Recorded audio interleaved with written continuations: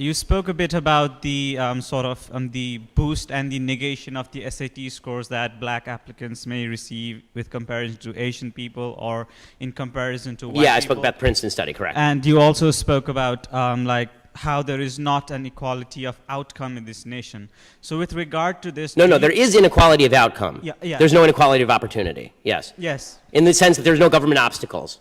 They're inequality, just to clarify before you finish the question, I promise, I'll let you finish. When I say there's no inequalities of opportunity, I obviously don't mean that we are all equally situated. I will never be an NBA basketball player. It's never going to happen. Although I could probably make the Lakers roster, they're that bad, but go ahead.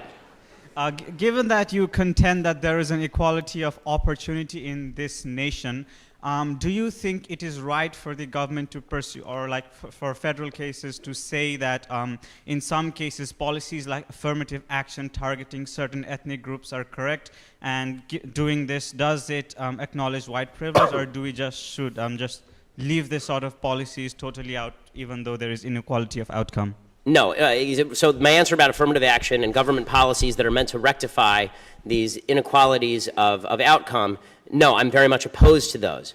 If you have two people who have equal SAT scores, and one of them happens to have had a bad childhood with obstacles to overcome, and one happens to have grown up in a very rich household, then that's an actual factor that has to be taken into account. But if somebody gets an SAT score that's 200 points below somebody else, and the only differentiating factor is their race, that's racism.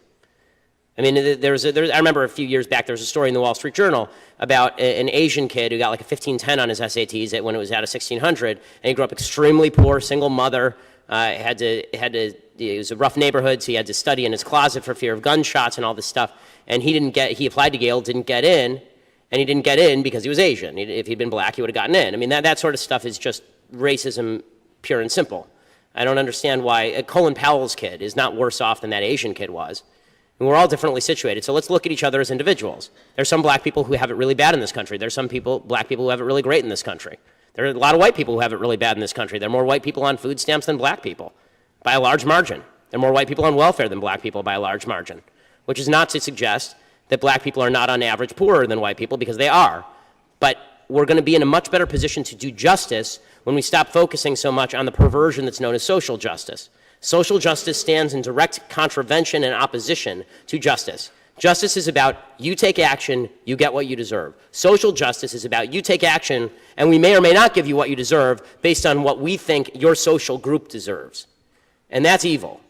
That really is. I mean, the idea that we're going to not judge the individual, we're instead going to judge what is most apropos for society based on the group to which you belong, and in some cases to which we arbitrarily place you.